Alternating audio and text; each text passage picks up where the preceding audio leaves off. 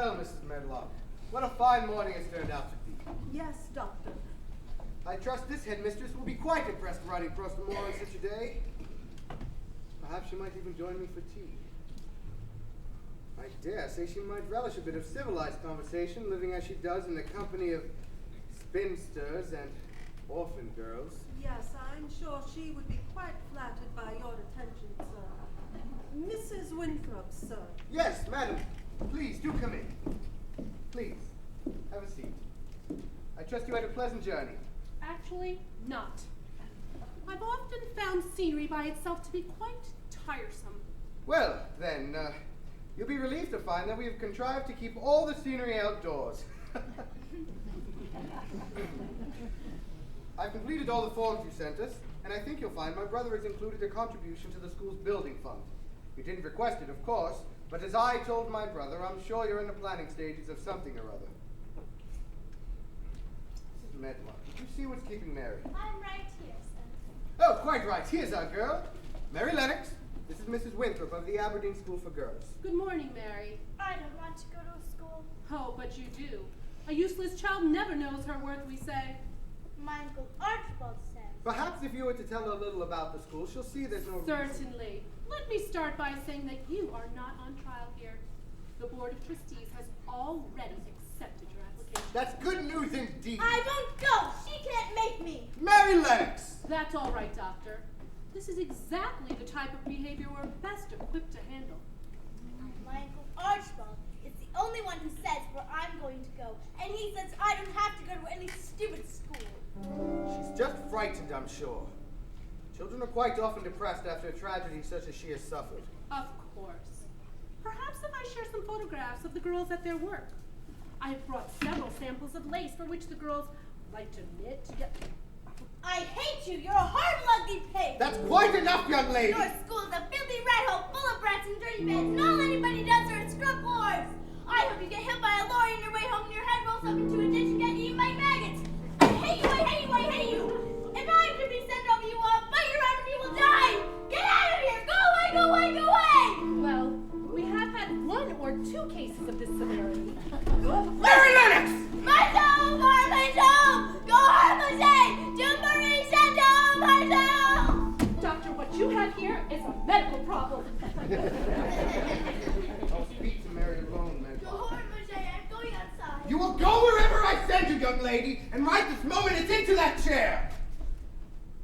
My Uncle Archibald said I don't have to go to his school. For God's sakes, he doesn't care about you! All he wants is to never see you again. Why do you think he left without even saying goodbye to you? Maybe he was in a hurry. You drove him away. You remind him of his wife. It looks like my Aunt Lily. And now it is my task to find you a suitable place to go so that my brother can return.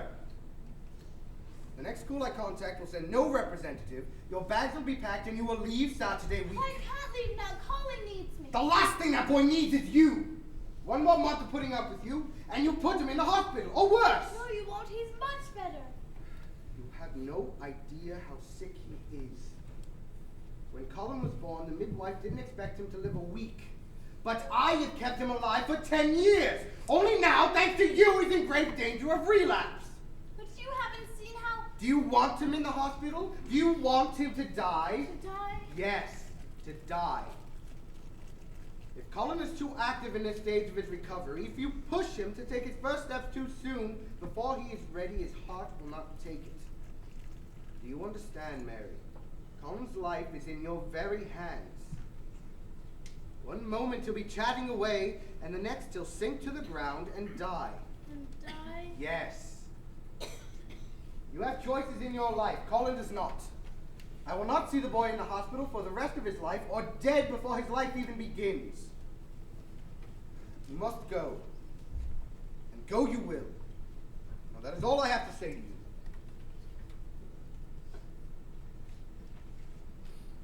Why are you still standing there? Are you amused to learn of your power? I didn't do anything. You locked him in his room. You may go. You don't want Colin to get well at all. You want him to die so that you can have this house. You will leave Saturday week!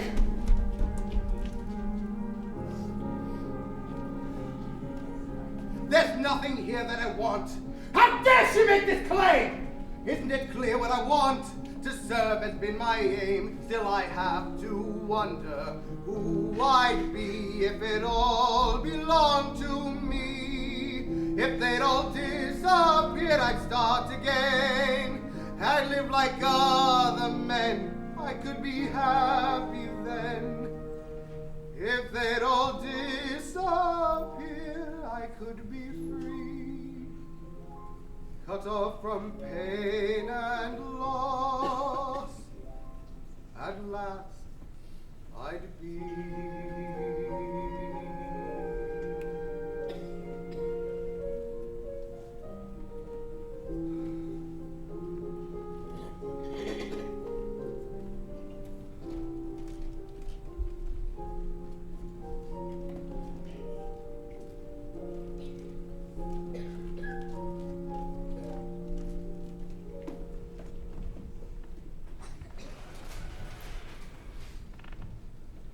Mary, you had nothing to do with your uncle's leaving.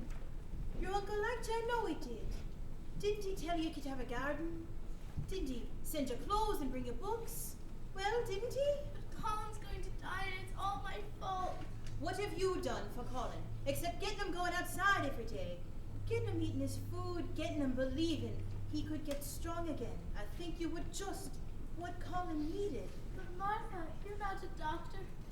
Will you tell him I'm sorry? I mean, after I'm gone. Will you tell him I never meant to hurt him?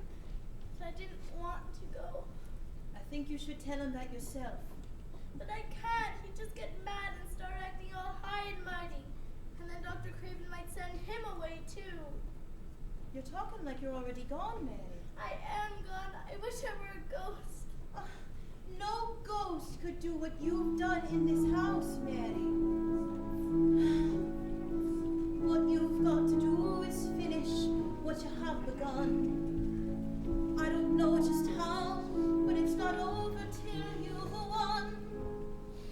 When you see the storm is coming, see the lightning part the skies, it's too late to run. There's terror in your eyes.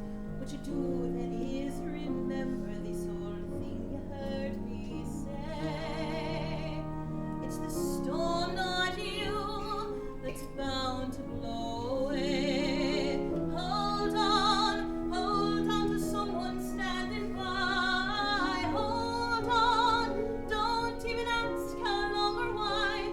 Child, hold on to what you know is true. Hold on till you get through. Child, oh child, hold on.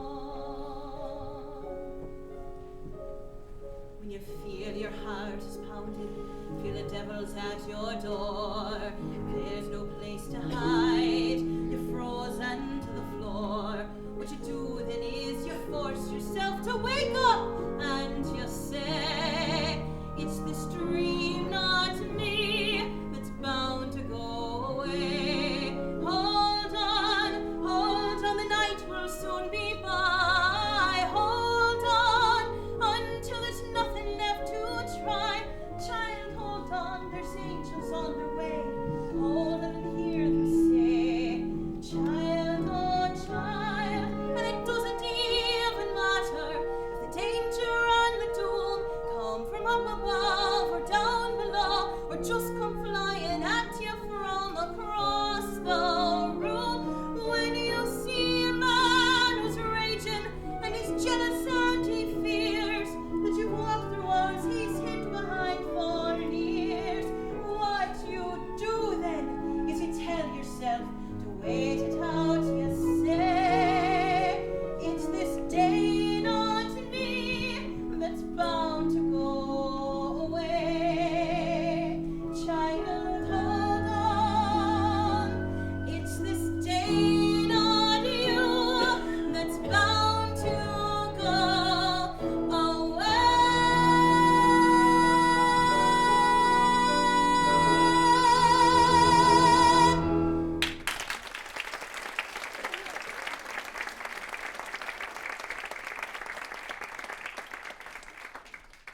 What do you think I should do? I think you should find pen and paper and write to your uncle in Paris and tell him to come home. I think you should let Colin's father say whether he likes him standing or not. But why would he listen to me? And what if the letter didn't get there in time? I'm sure your uncle will send for you as soon as he sees what you've done for the boy. Now, here's some paper, here's a pen. You do know how to write, I hope, because I won't be much help to you in that department. A little. Well, that's all right. You don't have much to say, do you? Uncle Archie, how are you? I'm fine. Everybody else is too. Please come home. Hope? I have no hope. Martha says that you're in Paris. It's a house, Said child. very far away. Just a house. Do they have nice girls and boys there? I can't get far enough away from it. Please come home. Now, just sign it. Should I say that Colin's well now? Streets of Paris like a maze. Should I say that Dr. Craven? Sleepless nights and aimless days. I think that what you have is good. Let's get it posted on its way. He'll rush home, then you can tell him all the rest you have to say. Oh, kind sir. Can't forget, can't eat or sleep or live. When you come into the garden, please come home. Don't forgive. Yours truly, Well, maybe. sincerely, How's about your friend Mary.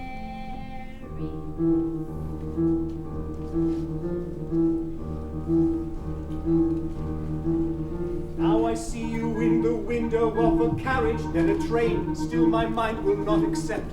In your grave you must remain. Now I hear your voice, turn and see a stranger's torment face. Must I wander on, tormented place to place, to place, to place? Where can I go that you won't find me? Why can't I find a place to hide? Why do you want to chase me, haunt me? Every step you're there, beside me. Where in the world, tell me, where in the world can I live without your love? Where on the earth, tell me, where on the earth can I stay now that you are gone? Why did I have to meet you, love you? Why can't I rid you from my mind? Why did you have to want me? Won't you let me put my life behind me? How in the world, tell me, how in the world can I live without your love? How on the earth, tell me, how on the earth should I stay now that you are gone? Now that you... Lily? Lily, is that you? How could I know I would have to leave you? How could I know I would hurt you so? You were the one I was born to love. Oh, how could I ever know?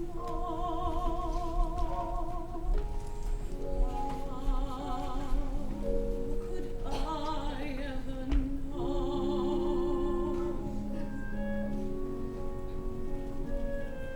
How can I say to go on without me?